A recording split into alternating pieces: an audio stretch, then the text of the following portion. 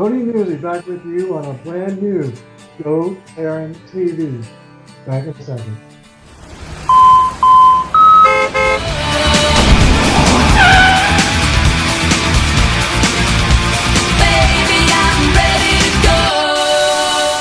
All right, everybody, welcome back. And as you can see side by side, making his return to GoTarryn TV yet again, Mr. Tony Yannuzzi, all the way from Jupiter, Florida. Tony, how are you doing out there?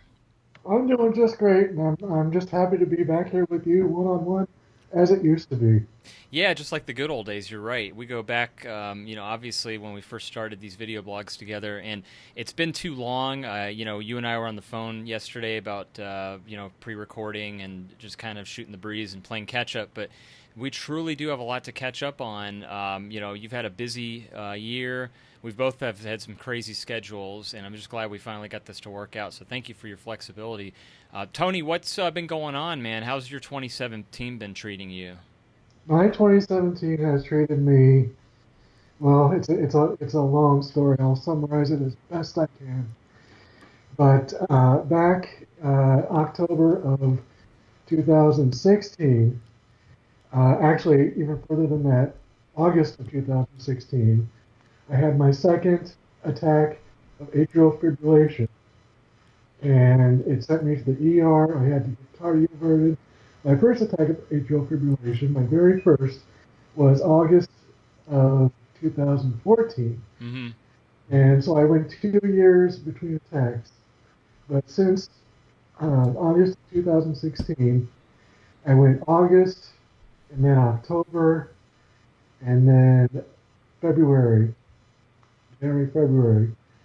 And October, it was really my fault because I went from a checkup in Vermont, Boston. I stayed at my mother's house in Vermont, and it was just very busy. My wife and I went through JFK Airport, and basically all we really had to drink were Coca-Cola products. So Wow. had a lot of soda, and landed safely in West Palm. My dad picked us up late at night. The next day, we went to a Ring of Honor house show, wrestling Ring of Honor house show. It was my birthday gift from all my siblings and all. They chipped in, got me this nice wrestling ticket, actually two. So Oh, cool. and I met Colt Cabana, very nice guy. He actually remembered me from several years ago. But it was my first time meeting him one-on-one. And the point of this is that after, the stress of flying and the late nights and the excitement of the wrestling, the next day after that was my sister-in-law Rosie's birthday party. And she had this big party at her house with servers and bartenders and all sorts of people and entertainers. It was a good time, but the bartender kept filling my glass of Coke. And stupid me, again, it was my fault. I drank it all. I went into another attack of atrial fibrillation. Oh, wow. I actually, luckily, she only lives 2 streets down from us, but we drove, so we actually had to get people to let us out of our parking spot because we were blocked in.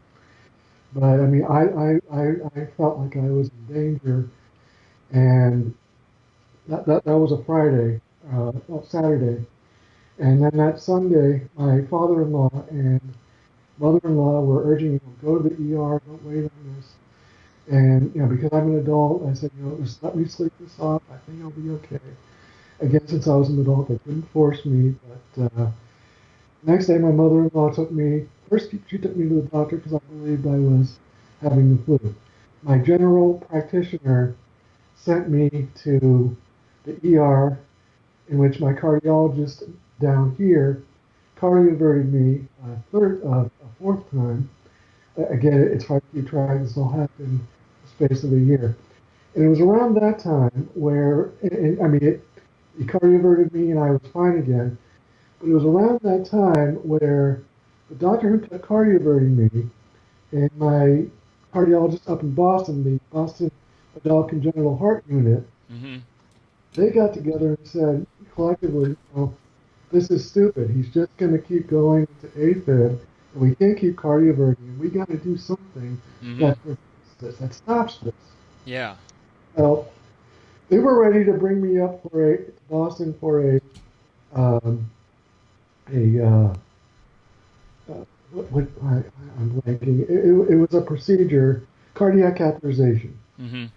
and that was supposed to plug. The intent was to plug the two other leaks around my heart, artificial heart valve, so that I wouldn't go into spontaneous AFib again. Well, they wanted me scheduled for December of 2007. Yeah, Mm-hmm. 2016, 17. Again, I'm sorry, it kind of all blends together. But they lost the paperwork, and so they couldn't do it right away because they lost my paperwork. By the time they found it again, they called me up and said, okay, we can fit you in April 2nd. Now I'm going to put you on the spot. What happened April 2nd of this year? April 2nd, 2017. I'm On this blanking. I'm totally drawing a blank. WrestleMania 33. Oh yeah, that's right. I forgot that was yeah. And the reason I bring that up is because for Christmas this past year, my wonderful, I say this sincerely, I'm not being facetious, my wonderful parents-in-law, my father-in-law still asks about you all the time, by the way. He's a cool guy. Yeah, he is. And so anyway, because they know I love wrestling and they want me to enjoy any live show I can around the area, WrestleMania was in Orlando this past year, or it's technically still this year. They um, they bought Katie and I tickets, Okay. and we were all set to go. But now I get this phone call saying, "Okay, we can have you in the OR or the cath lab on April 2nd." And I'm thinking to myself, I got to be diplomatic here because I need this, but also I don't want to blow the trip because Mm-hmm. that's expenses that don't need to be wasted either. So I said, yeah, is there any possible way you can move it just forward your next available appointment? And I said, that's perfect. So basically, what happened, we went to Orlando. We packed up, we drove to Orlando. Katie surprised me on top of WrestleMania. She surprised me with tickets to NXT TakeOver Orlando the night before. Oh, My very cool. first NXT event.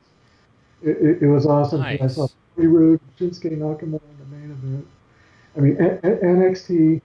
The only shows I watch with any regularity anymore Mm-hmm. are the Monday Network specials and the weekly NXT show. Those are pretty much my jam. But anyway, so NXT, WrestleMania, and then we had to go to Boston. Well, I went to Boston and they fixed me right up. They got me in the cath lab. They were able to plug the other 2 leaks, and they brought me out of the cath lab. And I woke up. My mother was there. My wife was there. Even two friends from college who moved to Boca, we've seen pretty frequently, and ironically, were in Boston for their annual dentist appointment, came and visited me and stayed with my mother as I was proverbial knife, but under the knife. Or, yes, proverbial knife, because they went through my leg, excuse me.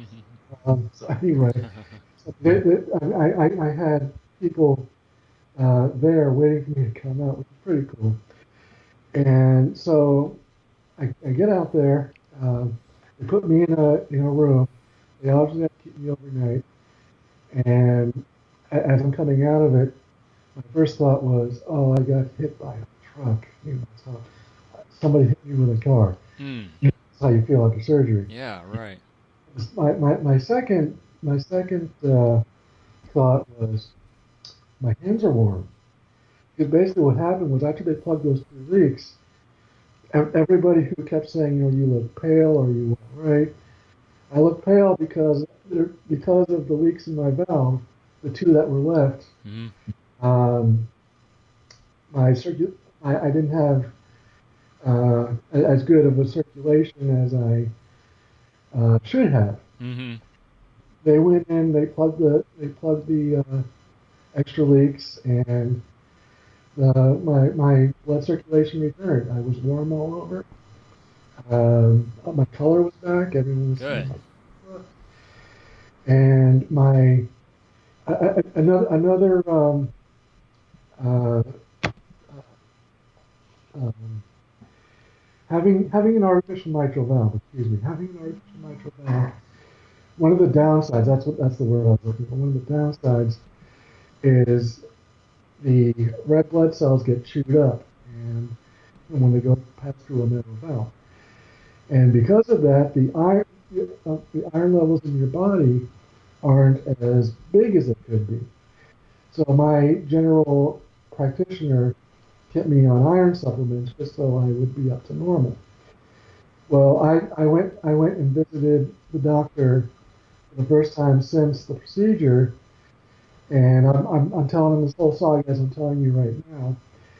And before he can even ask, I said, what we're hoping for once the blood work comes back is that this also stop the chewing of the platelets so that the iron levels could shoot back up. Mm-hmm. And he goes, that's the next question, because I'm seeing here on your report that everything, all your iron levels are back to normal. So I guess that's what the cause of that was. Mm-hmm. So, long story short, I am pretty much back to normal as far as everyday life, everyday strength. My in-laws and my parents still worry about me, but that's to be expected. I don't go to the gym anymore only because I am terrified to lift weights because even though my doctors and my parents and everybody have said it can't happen again, I'm very wary of, of it happening again. Mm-hmm. Because, like, as you would probably say yourself, you know your own body. Yeah. I Yeah. want to be careful. And that's another thing. Postscript to this whole tale of this whole year is that after the procedure, when I thought everything was fine again, I overexerted myself, not meaning to, but I overexerted myself, and I went back into AFib. And by this time, I'm thinking, what the hell is going on? Because I thought this was fixed. Mm-hmm. Well, they had to cardiovert me again. My mother and my sister-in-law, who lives 2 streets down, both. My dad picked me up. My sister-in-law met us there. The three of us were in the ER as I was being worked on. And again, I have a wonderful support system. My parents, Katie's parents, my siblings-in-law, the ones that are here. I mean, without them, I don't know what I would do. Mm-hmm. Anyway, so I have this fifth cardioversion now, and I'm thinking of what. I'm puzzled. Everybody's puzzled. What the heck happened? Well, I go back for my follow-up visit to Boston after the procedure, and I have tests done. We meet with my Boston cardiologist, who says, okay, they didn't tell you anything after they released you from the procedure, did Hmm. they? And we're thinking, we say out loud, no, they didn't. Yeah. Okay, so then here's what probably happened. What they were supposed to tell you was after the procedure, don't do anything strenuous, don't do anything that would possibly overexert yourself for 2 months.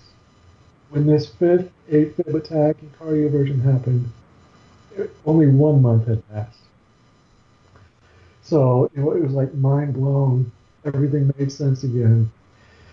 So that, now that I know, now that we knew that's what happened, I I felt a lot better about it.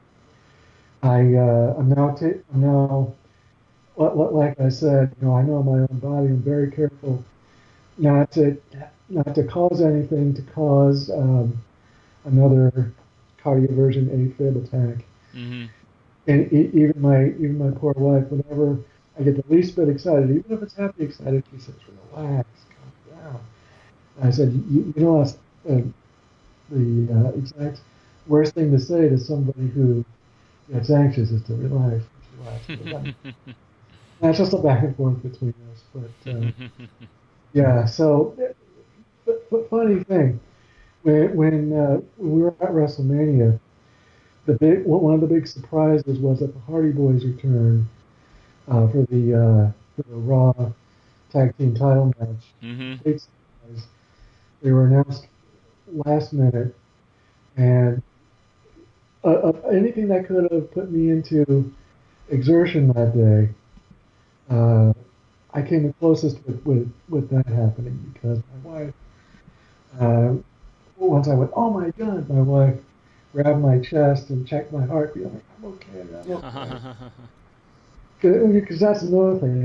As I was gearing up for the Orlando road trip, even my mom called me and said, yeah, I know this is a very exciting weekend, but you have to do your best to stay calm because it's only a week before your procedure and you don't want to have to land in an ER before that. So please just stay calm, even though I know you're happy and excited. And ironically, the first time my wife has ever seen me run for anything was when the doors were open to the Amway Center for NXT Takeover. It was like, wow, this is the first time I've seen you run. But yeah, I mean, I can. Everything's back to normal. I can run if I needed to. Again, I don't lift weights anymore, so I don't go to the gym. The gym I used to go to, Western Fitness, is being converted over to a chain gym. I don't think it's actually open yet. Oh, okay. But as far as I'm concerned, to get exercise, I go and take walks. I just keep moving. I make sure I keep moving. I don't. Again, broken record, but I don't want to lift weights only because I don't want to overexert my heart, even though it can happen. I know my body, and that's pretty much the tell. That's excellent, Tony. On that point, have you talked to our mutual friend Sean George recently at all? That's that because the week, uh, the weekend of one of the AFib attacks Mm-hmm. was I saw you did a show with him, and he actually said something like, "I haven't seen him around. I don't know if he goes there anymore." Yeah, I That remember. Yeah, he did say that. that Yeah, yeah. actually shamed me into walking over there that morning after I finished work, and he was right about to leave after training his clients, and we said hello, and I explained why I haven't been over and how I have to be careful. This was even before the procedure, so I hadn't even Okay. been to Boston yet.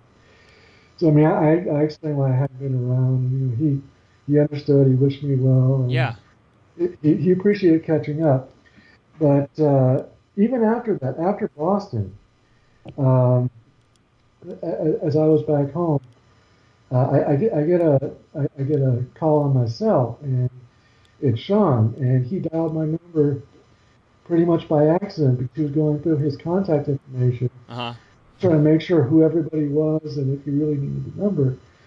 We ended up talking, and I was explaining about my procedure, and I basically repeated how I don't really go to the gym because I don't want to go into AFib and overexert myself. Yeah. And so we caught up. Since then, I haven't talked to him only because, again, he moved on to another gym in Jupiter, Yeah. Right. where that is. And I figure if I want to get into some sort of regimented fitness program again, it would be at my wife's kickboxing dojo because the master there, Mr. Wald Blois, a very very nice gentleman. I kind of owe it to him because he's been encouraging me for years now to try kickboxing. Uh, kickboxing with him, just one-on-one sessions because he knows my story, he knows what I've been through. But I figure, I hope I see Sean George again, if just socially, but I don't see myself going to an actual gym at least for a while. But Hmm. yes, my last contact with him was a nice friendly chat out of the blue, and it was nice to talk to him. So if you're watching this now, hey Sean, I'm okay, and hopefully we can hook up again. Yeah, we got to get him back on here again too, because I'm trying to get back on these regularly. What about our other friend who we need to get back on here, Jason Wood? Have you talked to him recently, Tony? Actually, he was in Orlando. Yeah, he was in Orlando a couple of weeks ago, Oh, or not even a couple of weeks ago, last month. okay. My house was just remodeled, and I was staying with my father, who I told you over the phone the other day. Yeah. And for my birthday, my wife again surprised me with tickets to an NXT house show in West Palm. Oh, So on that weekend, Jason Wood was in Orlando. He actually reached out to my sister, and he reached out to me because he knows us both from high school, obviously. And I reached out to him and I said, the wife's taking me to NXT on Saturday, but on Sunday, if you want to meet halfway and get together maybe for a meal, I love that. But he texted me back and he said, oh, after my flight is, I'm so sorry. Wish it could have happened, but I got my flight. I said, oh, no problem. Say hi to Gross for me, and then we'll be friends of ours. So that was my last communique with him, but hopefully he and I can get to talking again. And yeah. that would be cool. Yeah, and then also when we were talking on the phone, Tony, I told you about the face-to-face wrestling created by Mr. Hughes and Heath Slater. I can't remember if I told you, but I met Mr. Hughes last month at a GMC Gary Michael Capetta show. I didn't think we talked about that. I haven't talked to you You, since then. you mentioned it over the phone, Did I? Okay, I couldn't remember it. and I don't know if you could hear me, but I said yes, I'm familiar with not only with the organization, but also Mr. Hughes himself. He's also a Facebook friend of mine. So I Yeah. see posts about Heath Slater and his company and all that. But it's funny because my very first, I know, theme here of live wrestling shows, but my first ever live WWF event in '93, the main event was Razor Ramon versus Mr. Hughes. Of Oh, course, Mr. wow. Hughes had Harvey Whippleman and the Undertaker's urn. He actually had Undertaker's urn with him that night. And he was a big, mean, intimidating dude. Now, fast forward, I don't know, 20, 30 years, however long it's been, and I see him on Facebook. He looks like he found the fountain of youth. Yeah. He Um, has. He's lost a lot of weight and he looks great and he does look younger. You're right. It's amazing. yeah, and I don't talk personally, although I'd be open to it. But from what I see, he's just doing great. And Yeah, he looks good. How about Gary Michael Capetta? Had you talked to him before? Are you Facebook friends with him too? I am Facebook friends with him only Okay. because the very first show he did with you, I added him. Oh, So okay. like Mr. Hughes, I see everything he posts, and I even now that I'm thinking of it, I actually saw something you must have posted at least to me, where it was he and you standing side by side somewhere on the show. Or maybe my memory's failing me. I apologize, but Yeah, because he was coming down to your neck of the woods down there in Florida for a tour last month. Yeah, I think it was late last month that he was down there doing his stand-up one-man shows. oh yeah. Well, unfortunately, with how everything was last month, I just couldn't get anywhere. Yeah, I'm so sorry to hear that, Tony. I didn't realize that. That's crazy. I can't. I'm glad you're doing better though. Thank you. I mean, yeah, my life as a whole is finally coming together the way I've really always wanted it. Yeah. And again, I'm lucky to have the support system of a whole other side of the family who, Yeah. even though I'm scared to death, I could drop dead in the sun, are at the same time very supportive of Katie and I as a couple, as a married couple, and want to see us do well to the extent of following me to the hospital if I have an ER attack, which hopefully won't happen anymore. But just the kind of love and outreach, I'm just very. It sounds corny, but I'm just very thankful to have that. Yeah. Yeah. No, that's good. And then back to the wrestlers for a second, Tony. I been trying to get back on GoTarryn TV here with these interviews. I just recently interviewed Jason Knight again, Of course, he was Jason Wood's trainer. I can't remember if you've told me, but are you friends with him? And have you guys chatted before, Jason Knight? You I, and him? I am Facebook friends with him. Okay. Yeah. I believe we have chatted in the past. I wouldn't swear to it, but I do believe he knows me as well as he knows you. He's very nice, Yeah, cool he is. guy. Oh, and he's another guy, Fountain of Youth. I swear, he's amazing. Yeah. A lot of guys, I mean, there's Stevie Richards, DDP, other guys too. They don't age. They don't look their age. I mean, they really age very well. And so there's. What about? There's another one I was going to ask you. How's Blake Norton been doing? I haven't heard from him in a while. I know I'm still friends with him on Facebook. I just haven't. I Right, never get on right. Facebook as much as I should. Well, that's amazing how many people I put together as friends, both on Facebook and in real life since my wedding. Yeah, People yeah. have gotten that I wouldn't have imagined would have even, wanted to become friends. But anyway, I still speak to Blake over Facebook Messenger regularly. Uh, he was my best man. He still is my best man. Present company accepted. Yeah, So, certainly. anyway, so no, he's doing well. He's doing wrestling coaching in where he is in Cork, as well as playing music as well. And he's balancing that with a new relationship of his own. So if he's watching and listening, hello, Blake. I got to give it to Blake because when I met him at the wedding, I was impressed because I'd forgotten that I was a much frequent reader of the Bagpipe Report.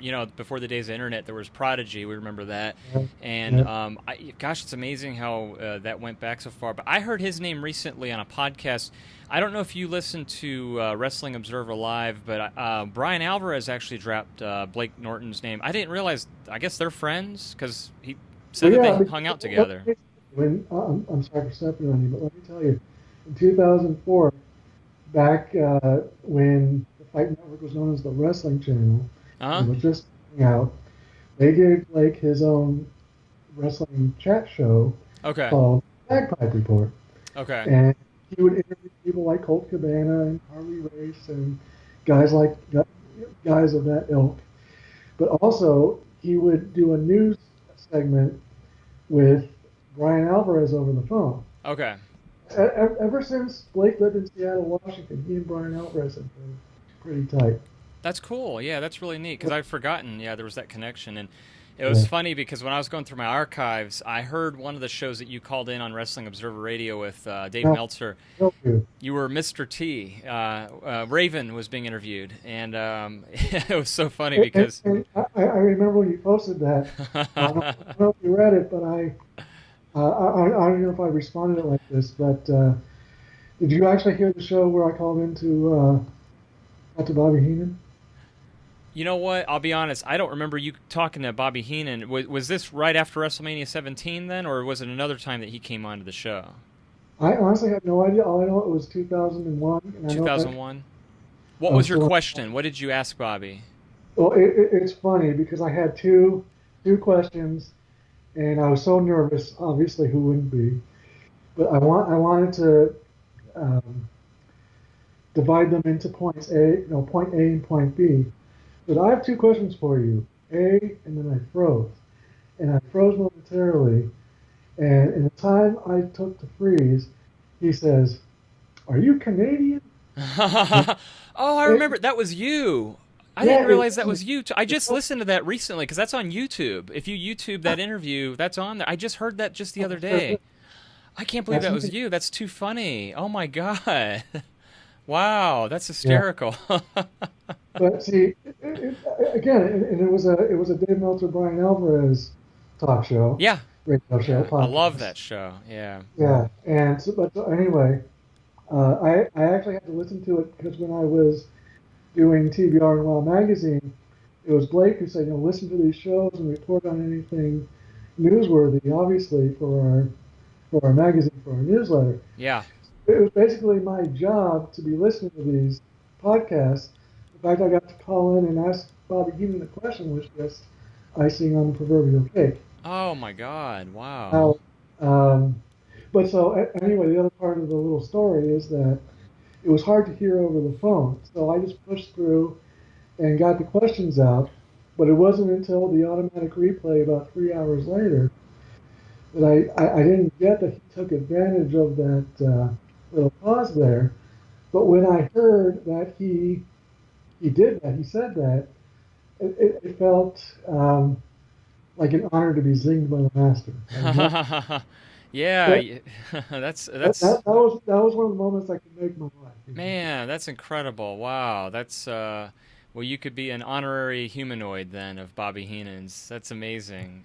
Yeah, So, what, and that's another one that rest in peace. Since you and I have talked last, that his passing, but. Wrestling Observer, Dave Meltzer did a really wonderful piece on Bobby Heenan. Did you get a chance to read that at all, Tony? I actually don't subscribe to the paid newsletter anymore. Oh, okay, okay. Yeah, I'll have to see if I I can. only really read what's on the website. Yeah, yeah, but that was really great. I mean, it was good. And did you see the recent Ric Flair 30 for 30? I did, Yeah. and I am the biggest Ric Flair fan you could ever meet. I was at WrestleMania 24, Yeah, I remember and, that, 2008, right?